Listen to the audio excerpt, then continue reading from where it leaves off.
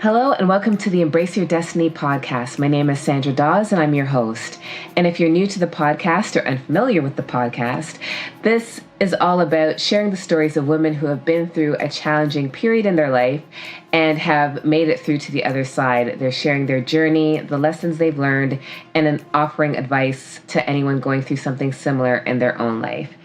And today I'm speaking with Kat Almanzor, and she is a life transformational coach and disciple of joy for She Heals.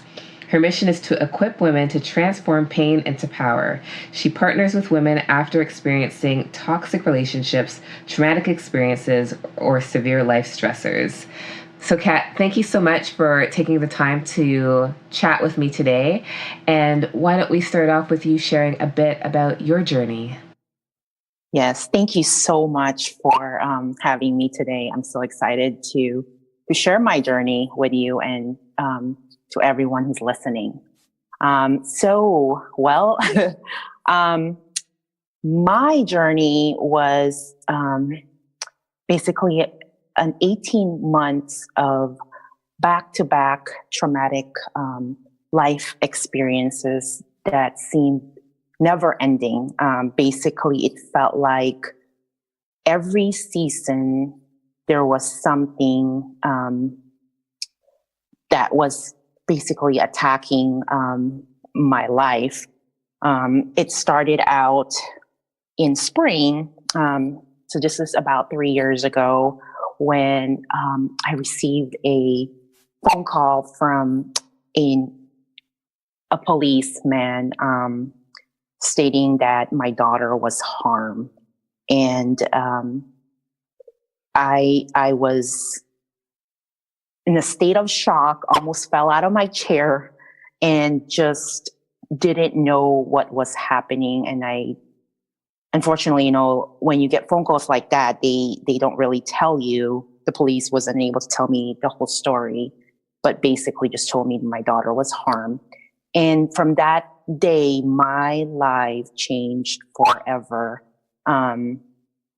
It was basically an experience that I wish that no one would ever have to go through it, but it changed my family forever. At the same time, my marriage was already falling apart at the same time. So it drove our relationship apart, and then ended up getting unfortunately a divorce with a relationship that was we met basically in 8th grade. So I've been with the same person pretty much all my life, and we were married for about 12 years. Yes. So it was the only relationship I've ever known. I was completely lost. At the same time, dealing with fighting for justice for my daughter.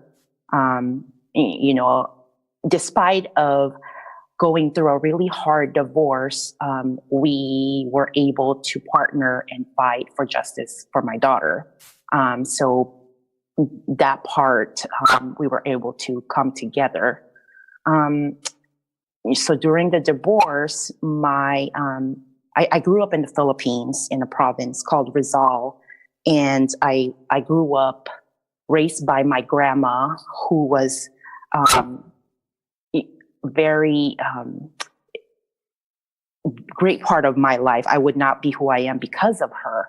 I mean, she instilled with me the values of things that I am today because of her.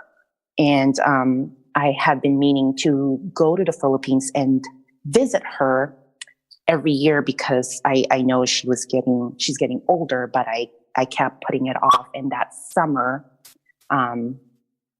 while waiting for my divorce to be over, I got a call that she was very ill, and I knew that I had to see her. So I went back home on an emergency, and I arrived that night, and she was already, she didn't open her eyes. She was already And, she had her eyes closed, but I held her hand, and I knew, and I could feel that she knew I was there, and she felt my presence. And the very next day she passed away. It completely, it broke my heart. I was dealing with, her dad and my divorce, and also, still trying to be strong for my daughter. And I don't think I had the time to actually mourn. And I just, I had to be strong, for my family.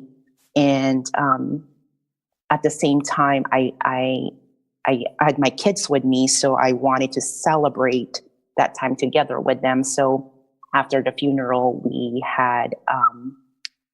still had I wanted them to have a great time. So I came back to the United States 3 days after that, and I had this really bad migraine, and I couldn't pinpoint what was happening. I just thought it was the different time zone, as well as, really stressed out with all the things that were happening back to back.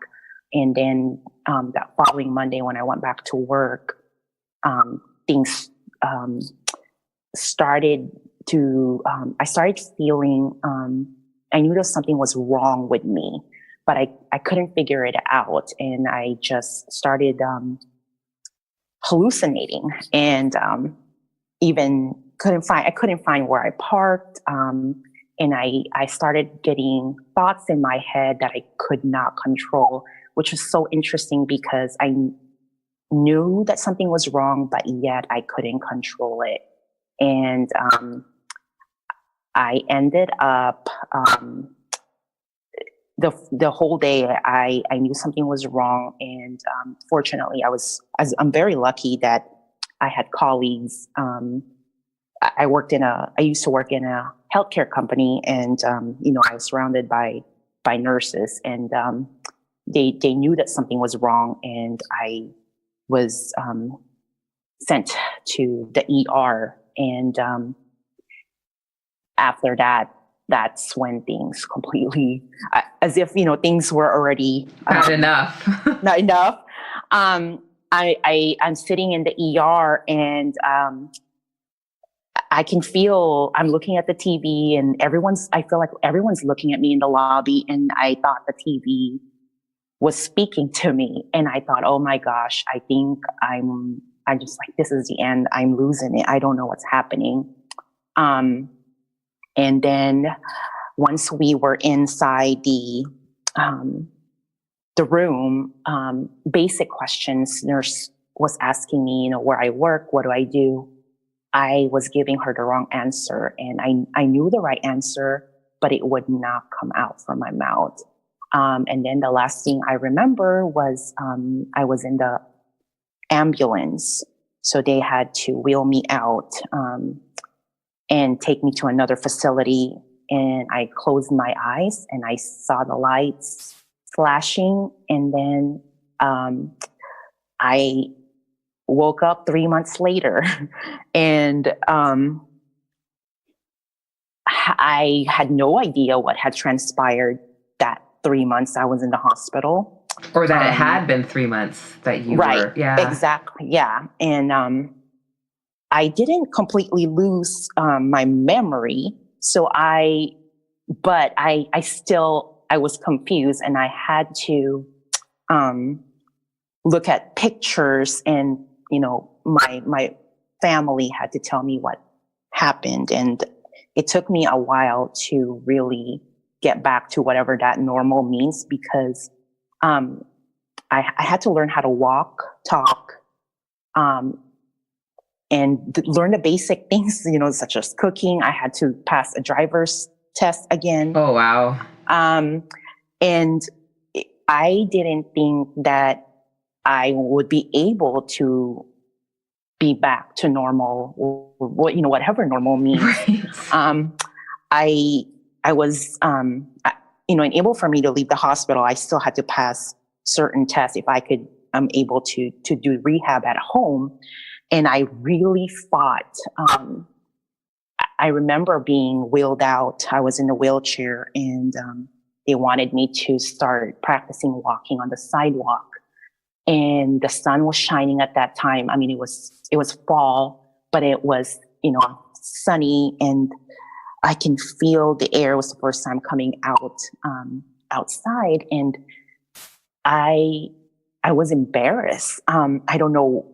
I didn't know what to feel, but, I got up and I'm walking slowly, and I can feel eyes looking at me, but, I took 1 step, 2 step, 3 step, and it was every day I kept making progress. And then eventually, I was released from the hospital, and I continued on walking. My dad was my partner. He was amazing during that time, and we would go to the mall and walk around, and he's like, okay, you need to beat me. And we would just walk around, and I'm like, okay, that's my goal. My goal for the day is to, walk 5 minutes faster, or I always had a goal. And even with first time cooking eggs again, it was intense. 2 months trying to relearn everything again. Yeah. I even purchased books that were pre-K to 5th grade because I kept failing my speech and writing session. And I kept thinking to myself, how am I going to go back to work again? Because my job was, social media marketing at that time. And I thought, oh gosh, all the creative process I have to go through when I can't write or, speak. I was terrified, but, and then going back home, the divorce process was over, but I was still in the process of finding a new place to live as a single mom. So all of that was happening at the same time. I don't know what transpired in me, inside of me. I could have completely lost hope, but something ignited in me, and I thought this is I've been given another chance. Something I wanted to share was when I was in the hospital, when I couldn't walk yet or move yet, I was in my bed and I pictured myself kneeling. And I've always had faith, and I was praying and asking to give me one more chance again, if I can live whatever normal is, to be able to be given that chance. And I promised to live my life purposely, to give back to others, and I would do anything to be able to have that again. And I did that every single day until I came out the hospital. And I think about 3 months after returning back to work, it was the most amazing return, I guess I should say, because I did more than I ever did in that first 8 months of returning back to work, and also, returning back to whatever my next life was. I went and got my own place as a single mom, and had to learn basic things such as doing my own finance, because I didn't know how to live by myself. Right, because yeah. And that first 8 months after coming out the hospital was the best 8 months of my life. I felt like I accomplished and did more than I ever did in my entire life. And this past summer, I decided, after sharing my story and speaking to others, I felt like I felt called to do something else. And I really felt like I found my life purpose. And that is to help others, particularly women, to help them transform their pain into power. And that's basically what I feel like I did. And so that's why I started She Heals.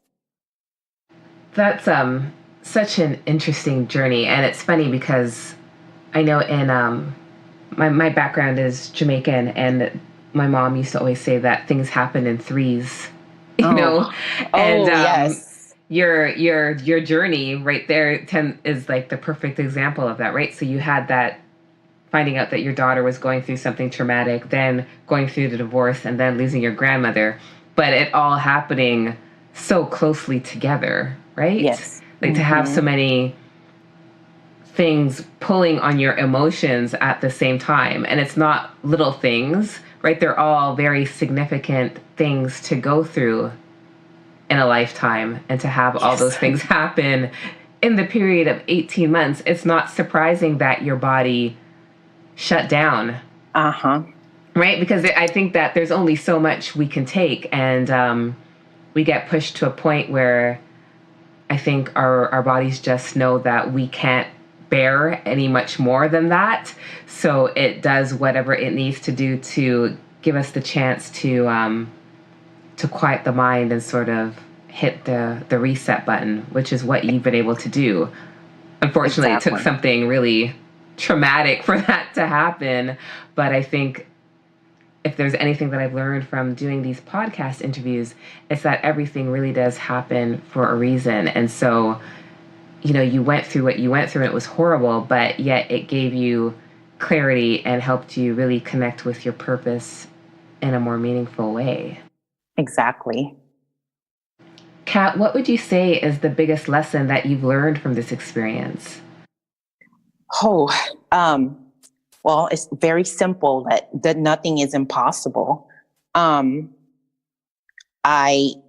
don't take life for granted. I live life basically as purposely as possible. And I feel like, the word fearless comes to my mind. Nothing faces me anymore. It doesn't matter what comes my way. I know that I'm able to tackle it. And it's just a shift of mindset. I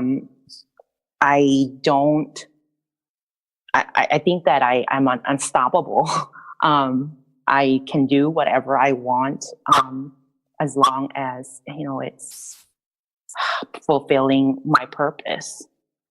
Right. And especially since you've been through so much already and it hasn't stopped you, right? So even the fact that you had to relearn how to speak and read again and do the driver's license and all of that, I mean, that's a lot to have to do as an adult, to relearn all those things. But if you can do that, the beauty of that and the blessing in that is that when you can do that, and become rehabilitated physically, then you start to wonder what else is possible, because you realize what an amazing thing the body is and the abilities it has to heal itself, to relearn, to do things. And it's so amazing. Yeah. This year I actually was able to do a half marathon. That's pretty impressive. I couldn't believe it. And I'm also a kickboxer, which it's kind of interesting, not being able to move my legs for a period of time. But now there's just something empowering about it. I would think so. Mm-hmm. But I just continue to live life with purpose, and I want to share that with others. Yeah, and I think it's such a beautiful lesson, and when it's coming from somebody such as yourself who has been through so much, that I think some of us would experience that and just, you know, not want to get out of bed in the morning and allow that to swallow us whole and get trapped in feeling sorry for ourselves and really get stuck in that victim mentality. You chose to not accept that, you know, that was going to be just the way life was after you woke up after those 3 months, that you took control of your life in a way that you probably hadn't before. Exactly. Yeah. I think that's the beauty, I think, in those challenging times that we go through, is that we realize how strong we are, and it's a conscious choice to not accept our current status, whatever that looks like, and that we're going to demand better for our lives and have faith that it is possible, which I think is so important too, is to believe that it is possible, no matter what others might think or say, or what the stats might say about the probability of you ever being able to do those things. I think that you have to, you know, really have faith that you can do it if you stay committed, and if you, surrender to a higher power and have faith that it's all going to work out the way it's supposed to. Yes. Kat, what advice do you give to your clients who have gone through their own suffering, whether it's physical or emotional, and are trying to get out of that darkness and rebuild their life? I always say that we're humans, so, you know, we're not always going to be perfect. Things are not always going to be, it's life. Things are going to be thrown at you. It's okay to cry, to have your moments, but it is what you do to conquer that's what matters. I always say that, you know, for me, I felt like I had to be strong because I wanted to show that to my kids.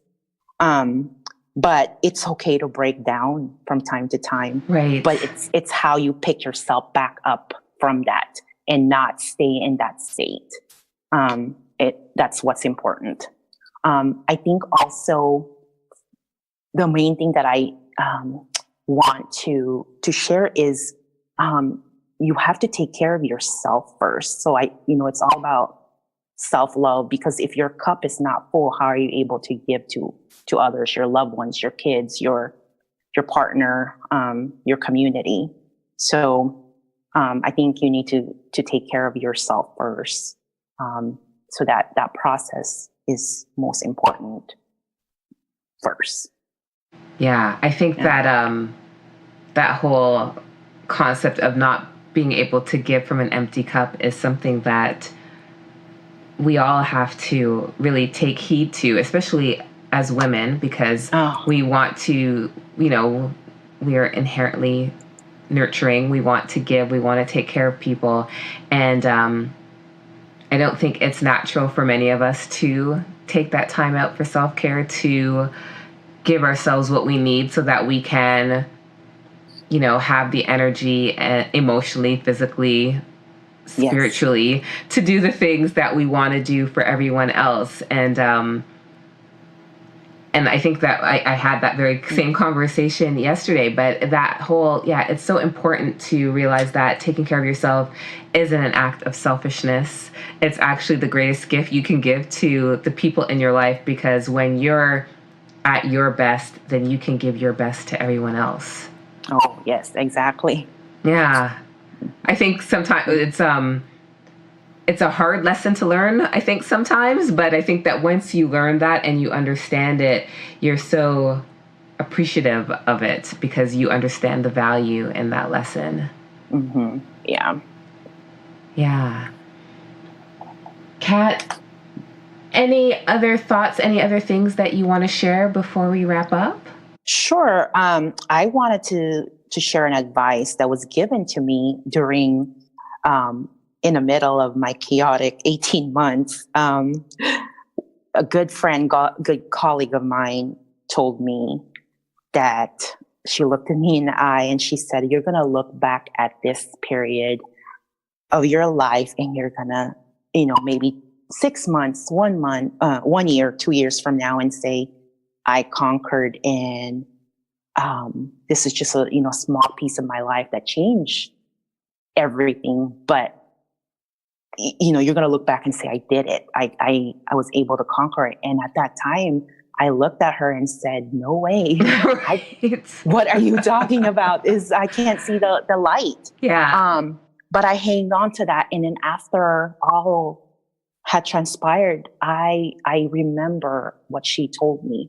And I want to share that to those who are going through it, who are in the midst of it. And just to be reminded that you will come to, the other side. Yeah. I think that's so important. And I know that when I was going through my own dark times, I didn't want to hear it either. Yes. That, this too shall pass, or any of the other things that are supposed to be supportive and encouraging. I think that, there is a time when you're feeling so bad about the situation and feeling so stuck that nothing positive that anybody says is very comforting. But I think that when that time does pass and you take some time to look back on those circumstances, you do see the truth in all of that. And for me, I think the biggest thing, even in doing all these interviews, is that I keep seeing that everything happens for a reason, whether we think about it at that time or not. But when we take the time to reflect on those really challenging times in our life, whether it's 6 months from now, 5 years from now, we can find the lesson, we can find the blessing in those really horrible circumstances, because there always is one, I think. Yes, exactly. Kat, thank you so much for your time and sharing your journey. I think that anyone listening would find inspiration in your story, because you did overcome a lot in those 18 months. And it's definitely a story of hope. And I think that anybody listening would get that out of it and hopefully find some value in it if they're going through a dark time in their own lives right now. So thank you for that. Thank you for the opportunity to be able to share my story. For those of you listening, if you're in your car or at the gym, you can always check back to the show notes and learn more about Kat, and her bio will be posted. And you can also find her, where to find her on social media, so that you can learn more about her, what she does, and the services that she offers. Thank you. So again, Kat, thank you so much. And to the listeners, we will see you next week. Take care and have a good day.